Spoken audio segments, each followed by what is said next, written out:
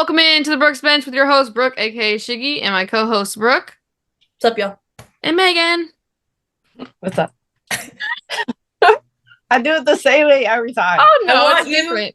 I want a clip of every Megan's intro, is what I want. It's always so awkward. And me and Brooke, I watch our screens. Stay awkward now because me and Brooke both look at you like waiting to see what you're going to say because it's always different. It's always something awkward. It is. And it's a long pause, too. Yeah, just go right in. Okay. It's like you forget that we're introing you, and you're like, oh, wait, what do I do? Yeah, or it's like we have bad connection. Like, no. It's lagging? Yeah, it's lagging. No, it's not.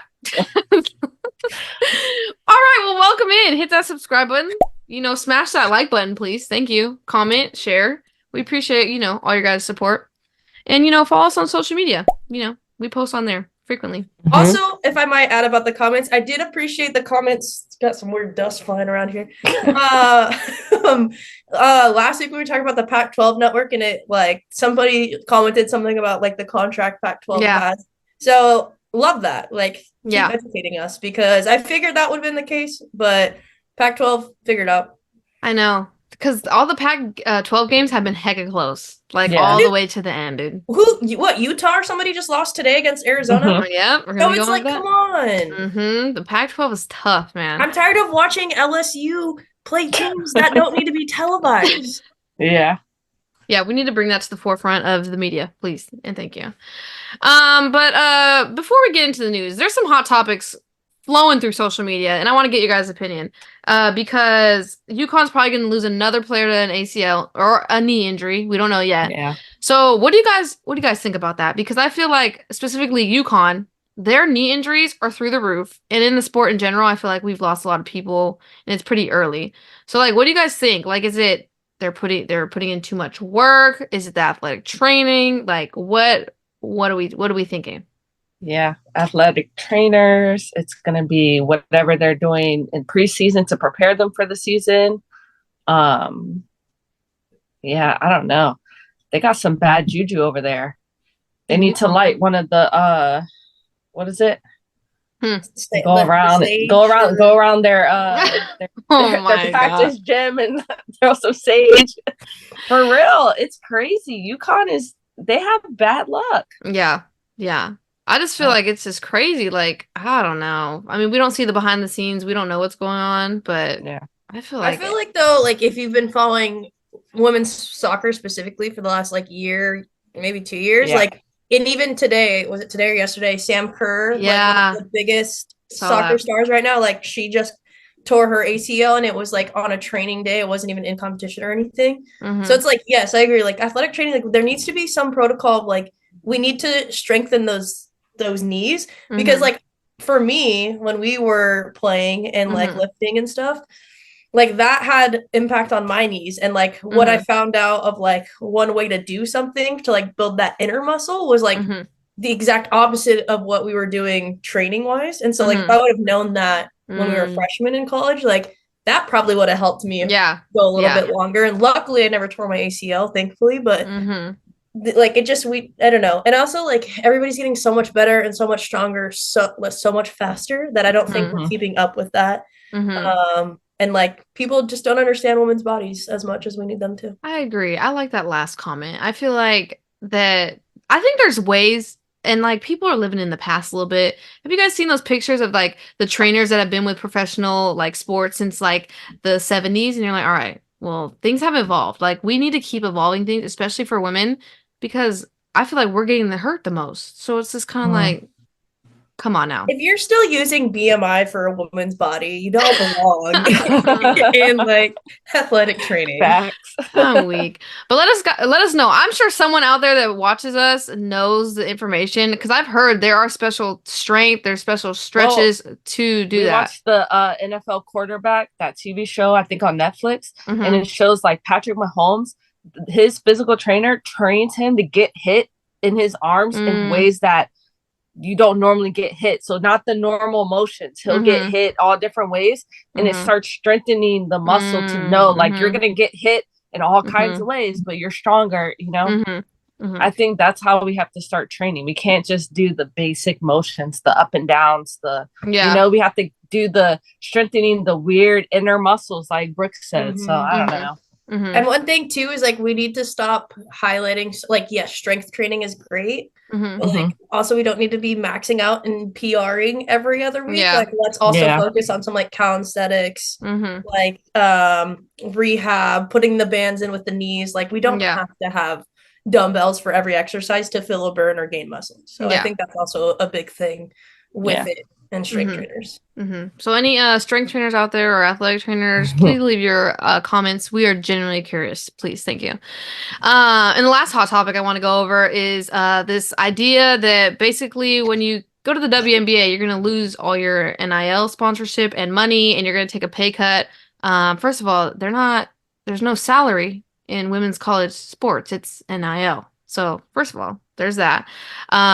But what do you guys think about that? Like, what's the misconception between taking a pay cut? Because that's stupid. These kids aren't taking a pay cut. Caitlin Clark signed to Nike. You think Nike's going to drop her when she goes to the WNBA? Like, why are people thinking pay cut? Because that's what I'm most confused about. Like, why are people that are speaking on ESPN saying these kids are going to take pay cuts? Because you want to know why? I haven't heard one single woman say anything about a pay cut. It's all these uneducated men talking about women's sports. Oh man, I could go off. It pisses me off so bad. What do you mean pay cut? You talk about the NCAA basketball. I've never heard you say one time a men taking a pay cut to go to the NBA.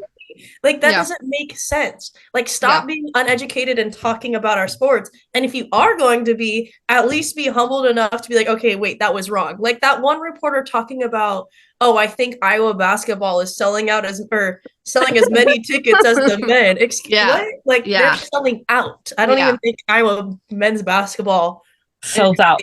Can't even tell you where they are in the rankings if they're even close to it. So I just don't. It's all these men reporters that are uneducated about it, talking about it because it's the thing to talk about right now, and they can't find something else interesting. Yeah, anything else to talk about. Yeah, I've seen it flown around all over social media. Just why get in the debate? Why are you guys even mentioning that? Can you find something positive to talk about women's sports when you're on prime time talking about other things? We're over here trying to build women's sports, and the brands that are signing these kids in college are trying to do the exact same thing. That's exactly what they did with the men's team. That's how Jordan is. They had a bet on Jordan and sign him and hope that he makes it big in the NBA. It's the same thing they're trying to do in the WNBA, guys. Come on. Okay. Well, that's enough. I just wanted to, get you guys' opinions on that because I've just been seeing it. We gotta move on because I'm gonna get mad. All right. Let's head over. Sending over different videos you can add to this. All right, let's head to the news. Okay, so obviously we just talked about Aubrey Griffin for UConn, non-contact knee injury. There's no specifics yet, but that's the last we heard. River Baldwin with NC State suffered an ankle injury. No timeline there as well. She's in a boot. Yeah, she is in a boot. Kayla McPherson, UNC, will miss the rest of the season due to another knee injury. Burke's favorite player, Sedona Prince, TCU out indefinitely. Broken finger. She broke her finger, bro. Okay? And then, well, I guess that's enough. Oh, and then the last one. What's her name? Westbelt. Maddie Westbelt from Notre Dame. Concussion. That's why she didn't play in today's game. Me and Meg saw that late. But yeah. Sedona, Brooke, how do you feel about that? I mean, what finger is it? Probably her middle for you. No. I hope so. Okay. Move on. I can't have anything to say about this. Okay. Some other things. Alyssa Utsby recorded the first triple-double in UNC women's basketball history, and she's actually the third player in UNC basketball, like men's and women's, to do it. So I thought that was great. 1, right? 1. I think she's number 1. But yeah, that was cool. Caitlin Clark recorded her 14th triple-double and 3rd this season against Rutgers. And then Keomi McMiller, a 5-star in the class of 2024, committed to Rutgers. Yeah. I like what the NIL is doing because it's allowing people to go where they want instead of going to stacking schools. So go to Rutgers. I don't know, why, but you go, girl. Because she's going to get playing time. I think that's great. That's true. Go to a nice, and it's, not top Division I, but that's still a Division I high-end school. That's cool. And if you're good and you think you can take them to their championship, depending on their matchups, I'm there. It's the Caitlin Clark like phenomenon right now. She's giving everybody that belief of like, oh, I could take a team who's probably never been here and run with them. Like that's cool. I'll just say Kelsey Plum did it with Washington. Just want to throw that in there, guys. Okay, over to some fun stats. I want to put these in here because they're actually kind of cool. So players with the most 20-plus point games against top 25 opponents. We got Paige Beckers with 5, Tanaya Latson with 3, JC Selden, which kind of surprised me actually, with 3, and then Alyssa Peely with 3. But Paige, we're going to talk about a little bit more about her because she's going off, honestly. This one was funny. TCU hasn't beaten Baylor since 1990. Wow. That sucks. That's something. There are only 3 undefeated teams left. So we got South Carolina, UCLA, and Baylor. Now you guys see their next 3 games. So South Carolina plays Missouri, Kentucky, and TAMU. UCLA plays USC, Colorado, Utah. Dang. Brutal. And then Baylor plays Iowa State, UCF, and Kansas State. Who do you think is going to stay undefeated? South Carolina, for sure. Yeah. I don't know. It'd be pretty sad if like TAMU like came up, upset them.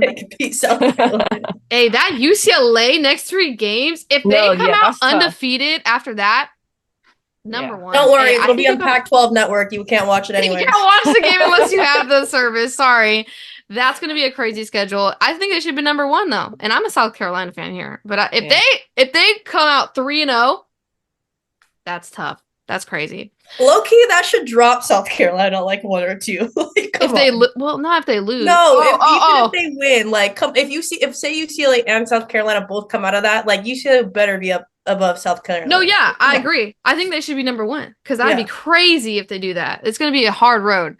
Okay, Vanderbilt is 2-0 in the SEC. Which is the first 2-0 start for Vanderbilt in 10 years. Man, this is crazy. I love these drops, getting stopped here. Caitlin Clark now has 10 40-point games, the most by any D1 player over the last 25 seasons. That's girl. Player, not men's or women's. That's player. For the first time ever in the regular season, Castle Coliseum, which is Virginia Tech's Coliseum, sold out for a Hokies women's basketball game. Did you guys watch Virginia Tech? Like that. Yes, we watched Virginia Tech. Yeah. What a weird old gym, no? Yeah. It's like I kind of like the vibe. I was watching like the Hoosiers or something from it. Yeah, the vibe's different, but they sold it out. Good for them. Yeah, it was cool. It was different. It was nice. Yeah. And then Tara Vanderveer won her 1200th game today, and she's only 3 games away from passing Coach K. Tara Vanderveer. And then lastly, LSU is on a 15-game win streak, which is the longest active win streak in D1 currently. I'm still waiting for them to play a good team. Right. I was going to say, which is cool, but until you look at their freaking who they've been playing. Hey, Ole Miss for like the first 3 quarters. I thought they were going to get them. They were tough. Yeah. I thought they were going to get them. That's been the best matchup that they've televised LSU in like maybe this whole season. Like since the Colorado game. Since they got beat by Colorado in the first game. I'm not for LSU right now, and I think I'm just boycotting them a little bit. Oh, yeah, it's okay. It's okay. Okay, let's head into the Week 9 Top 25 rankings recap. So, I was surprised North Carolina dropped out. So they dropped out of the rankings. Texas They'll went be back down. now. I know. But we were talking about that last episode. We're like, okay, they'll leave, but they're going to come right back, which they're basically going to do. West Virginia's going to be out now. Syracuse is going Yeah, West Virginia will probably leave. Yeah, and Syracuse. Texas went down 5 spots. Now they're ranked 10. Baylor actually is up 4 spots. They're ranked 6. And Colorado up 3 spots, ranked 5. Good for Colorado, man. I'm here for Colorado. Yeah. NC State's going to drop. I think just a little, though. Yeah. Just a little. Like they did play a tough game. They're going to be good, and they were down. Still a good game. They were down. They're going to be a team to watch come March Madness, I think. Well, yeah, they're going to go far. They're down. What's her name? We're just talking about River Baldwin. So they're down a starter. And then new to the poll. Are good. Yeah, and then new to the poll is Syracuse. But I'm pretty sure Syracuse got upset, which we'll go over. North Carolina. What? North Carolina upset upset them? Syracuse. Oh, well, see, welcome back. Okay, let's go into the upsets. We got St. John's upsets Marquette. Dun, dun. Marquette might drop out now, though. Yeah. Yeah. So leading St. John's, you got Unique Drake, 24 points, 2 rebounds, and Bernia. I don't know why I said Bernia Mayo, 6 points, 4 steals, 3 assists, 3 rebounds. And then the leader for Marquette, we had Franny Hottinger?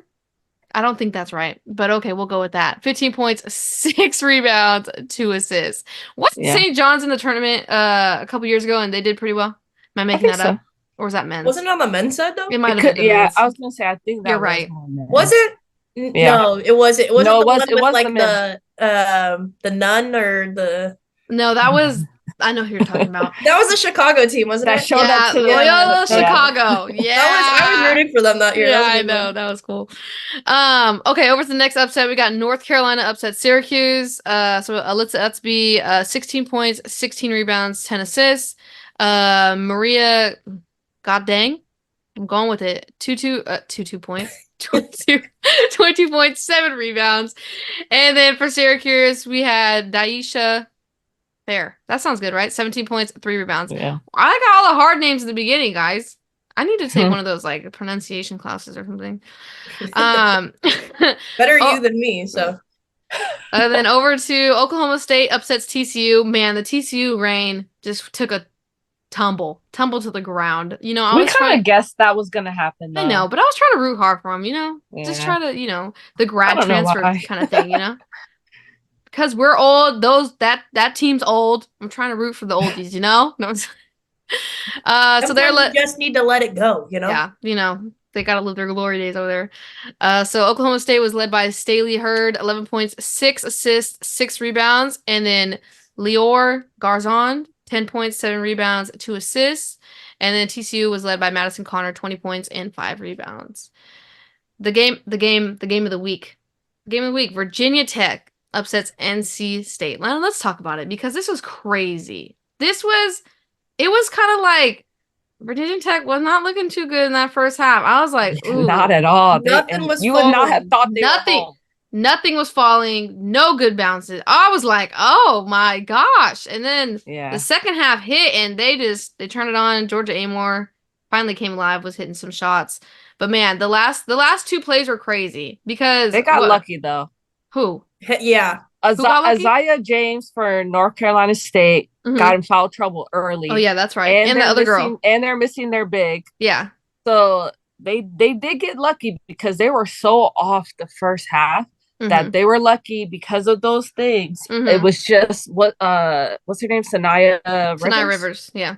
Yes. They're lucky it was just her going off of them. Yeah. But it's like, they did look pretty bad in the first half. The second half, though, they held them scoreless. What was it for like 6 or 7 minutes in the fourth? Yeah, it was a long time. Crazy. It was like a 10-0 run or something. Yeah. So I mean, Elizabeth Kitley ended with 27 points, 12 rebounds. Georgia Amore ended with 21 points, 7 assists, 5 rebounds. And then for NC State, Madison Hayes led them with 21 points, 9 rebounds. Honestly, though, that was my first time being able to watch NC State, and they're smooth. They're good. A lot. They're good. I like this team, but I also really like UNC, and they're low-key turning into my sleeper team because they're starting to not look as chaotic. They finally, even though they're still super chaotic, are gelling more. But honestly, UNC had a lot of smooth plays too, or Virginia Tech, had a lot of smooth plays where I was like, okay. But there is nobody past Kitley and what's her face? Absolutely. The only person that kept them in that game was number 11, and that was because she was crashing to the boards to get the rebound. That was beautiful. That was beautiful. Yeah. Yeah. No, yeah. The blonde girl. Yeah, I liked that. Yeah. Hey, but NC State healthy. Man, I like it. I do too. I liked it. They got fast guards who can get to the basket and score. And then if not, everyone around them, if you kick it out, they can hit the 3. I like it. No, Virginia Tech, I think, needed this win a lot for their confidence because I think they knew they were kind of little bit lacking. I mean, outside of Amor and Kitley, I mean, there's flashes of other players, but it's not consistent, in which we saw in the first half. Yeah, and we talked today about how we think Kitley needs to get in the gym and work on her post skills. She has a great shot. That turn jumper fadeaway is not it for her. She has to expand it because she's so tall. Like, yeah.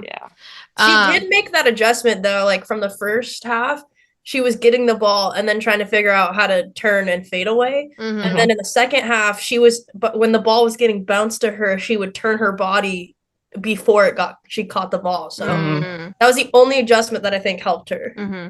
No, she has a great shot. I love her jump shot. I think she's probably one of the best one of the best shooting posts. So we'll see. Well, then the coach needs to do better plays to get her open, because those back screens and that's a good play call. The back screen, it's dead. Yeah, so. yeah. And then there's a couple behind the back layups. Oh, it was. Oh yeah, it was such a good game. That was probably one of the best games we've seen so far. Honestly, it was fun. That was a lot of fun. Yeah. Okay, over to Arizona upsets Utah 71-70. This was also a crazy game because what was it? Who should have made that last shot? The Utah girl. Remember they got it into her and she hit it right off the rim. Hit the rim. Yeah. But I mean, I think I saw this in Utah's future. Like they were gonna struggle. They lost Gianna Neepkins. They were outside threat. I mean, I don't know. I like Arizona. Arizona had a couple tough close games in the Pac-12, and they're gonna ruin some people's. Yeah. Caitlin Gilbert, she closed that game out for them. Yeah. I think she had the last points for them. She did. And it was all just because she was getting to the basket and either making the layup or getting fouled. So. Yeah. So she ended with 22 points, 12 rebounds, 2 assists, and then Helena Pollo, hopefully, 20 points, 3 rebounds, 4 assists, and then Alyssa Peely for Utah ended with 18 points and 5 rebounds. And then the last upset of the week, we got North Carolina upsets Notre Dame 61-57. Loved it. I didn't watch this game as closely as you two, so let me know what you guys think, honestly. Well, I believe this might have been Sonia Citron's first game back from injury. And you could kind of tell that even if it wasn't, this was a game of them trying to work her back into the rotation, into the play calling. Like they definitely wanted to get the ball in her hands a lot to get her shooting the shot. So she didn't. To me, I felt like she kind of warmed up a little late and like ended the first half good, and then came out in the second half and did good. But she was rebounding like more than usual. Yeah. Every time I looked up, she was rebounding. So she did good. Hidalgo, she's a great freshman player. I mean, she is. Yeah, there's nothing bad to say about her. And then, I mean, North Carolina, Deja Kelly, she's a scrappy little player. Questionable calls, in my opinion. I think she fouls a little much and gets away with it, but it was a good game. It was a close game like the whole game too. So UNC is like once again too like Virginia Tech, like they're starting to gel more and more. They're scrappy. They're so scrappy, but it's like they honestly, out of a lot of the games that I've watched so far, I think they utilize each other probably the best, or at least like in the top several, because like Notre Dame, right? You have Hannah Hidalgo who just runs the floor, and then either she shoots or she passes, and then or like. It's just like there's always that one or two that kind of, take off. Like Virginia Tech, it's Kitley and Amor and so on and so forth. But like North Carolina, I feel like they know that they're the underdogs in every situation. So it's like we got to use each other, because how many blocks did North Carolina have today? There was so many blocks, and they were clean blocks. Like it was, I don't know, it was really good. I'm really a big North Carolina fan this year for sure. But Notre Dame wasn't as aggressive as I thought they were going to be. But Notre Dame is fast, and North Carolina, I was shocked they kept up, because there was a couple of them where I was like, they're not as fast as Notre Dame. But North Carolina, like, I don't know. I'm not going to say my full opinion on them on some of the thoughts, but they need to figure out like who their main person is bringing up the ball. And kind of rely on them, because it's constantly changing. And then you have some tall girl bringing it up, and to like number 10, to sometimes Donarski takes it up. Like it's just, you got to have a better sole person to rely on. I think they have their best games when Deja Kelly does good. She has to be the leader. And when she doesn't do good, they kind of play sporadic. What's her name? Like they play as if they have to like hurry, like the hurry up ball, like go, go, go. Let's just throw up shots. And yeah, it becomes messy. Deja Kelly, bro. Oh yeah, Deja? Yeah. No, Deja Kelly. Yeah. Why the is guard with the She had the ponytail today. Yeah, I'm not a fan of her performance today. I'm not even. Well, yeah, I don't think she not did good consistent today. She didn't do good today. It was. I was very upset on a couple of them because I was like, "You guys are ahead. Stop doing stupid things." Yeah. Okay, let's head over to the top 25 matchups of the week. I threw Iowa in here. They defeated Michigan State 76-73 because Caitlin Clark's performance and her buzzer beater. It's everywhere. I mean, so good. It's crazy. It was that was crazy. I was telling Trish, I was like, God, she's starting to like complain too much. And then all of a sudden I turned my head and she shoots that 3 and we both were like, why was the game so close though? Because we didn't get to watch it. So why was that game so close against Michigan State? I think there was just little things going on, and I think the refs were letting them play a little bit more. But honestly, watching it too, it's like Caitlin Clark doesn't have anybody to rely on, so she has to kind of take the ball more, and she's going to get fouled more because people can't stop her, and so they're not calling like little petty fouls, I don't think. But then it's like she has to stop and complain about it instead of like running back to defense. So I think it's kind of like I don't know. I think it was like just back and forth like that. Yeah. Well, Caitlin Clark ended with 40 points, 5 assists. Hannah Stolke ended with 15 points, 8 rebounds, 3 steals. And then for Michigan State, you had Julia A. 16 points, 8 rebounds. I just couldn't. Anyone else want to get out a shot? Nope. Julia A. Good. Okay. Okay, over to UConn. Number 12 defeats Creighton 21. They just destroyed them 94-50. Come on now. Paige Beckers, 24 points, 5 rebounds, 7 assists, 4 steals, and Aaliyah Edwards, 16 points, 11 rebounds. Honestly, I just want everyone to know Paige Beckers is her. I mean, well-rounded stats. She just needed a couple games to warm up, and she's back to what she was doing when she was a freshman. So I'm here for it. Paige Beckers stan. All right, next. Baylor 6 defeats TCU 23, 71-50. TCU, me and Meg watched this game. TCU did hang in there for a little bit, Megan. You have to admit. Just a little. They did. And I was like, okay. And at the end, they lost. The wheels were falling off. People weren't hustling. It was just like, okay, it's a wrap. But in the beginning, they did hang on a little bit. So Bella Fauntleroy, 21 points, 2 rebounds. Sarah Andrews, 16 points, 2 steals. And then for TCU, Sedona Prince, 20 points, 10 rebounds, 4 blocks. I mean, Sedona Prince. Way to go out with a bang. She is always their stat leader. I'll give her that. She's always their stat leader. Over to NC State 3 defeats Florida State 22. This was also another good game. So they defeat them 88-80. They forced OT. And I really think Florida State should have won, but they didn't. I know. River Baldwin ended with 21 points, 11 rebounds, 3 assists. And then Isaiah, is that how you say it, Megan? Isaiah James. 18 points, 3 rebounds, and Tanaya Latson for Florida State, 30 points, 6 rebounds, and 3 steals. Florida State, I think, is going to be another sleeper in the tournament. I know they only have Tanaya Latson, really, but they're a scrappy team, another scrappy team. And then lastly, Texas, number 10, defeats West Virginia. Jeez. Destroys West Virginia. 49? Dude, West Virginia's out. Sorry. Top 25 gone. Yeah, they gotta go. Texas was led by Madison Booker, 15 points, 12 rebounds, and 7 assists, and Shaylee Gonzalez, 15 points, 5 rebounds. West Virginia was led by JJ Quinterly, 22 points, and 4 rebounds. Honestly, Madison Booker is a freshman that no one really talks about, but since Rory Harmon's been out, she's been averaging. Her averages have been pretty good. So that's another freshman to look out for. But yeah, crazy week. Yeah. When we were watching the NC State Virginia Tech game, I was thinking about it, right? NC State is 3, and Virginia Tech's what, 12, ranked 12? 13. And 13? Their wins to loss ratio is like almost the same. Like they have. It's crazy. Like, that's how good basketball is right now. You gotta watch it. Like, they're 10 points or 10 people away from each other in the top 25.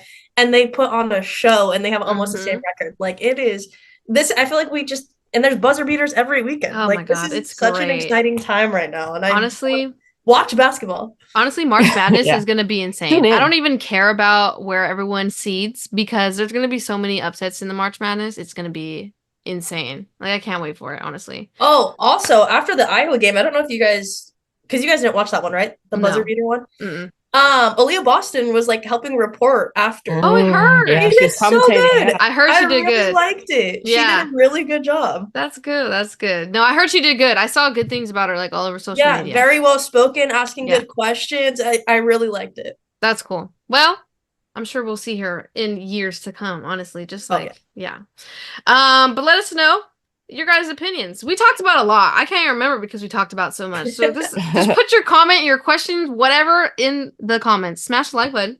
Hit that subscribe button. Share.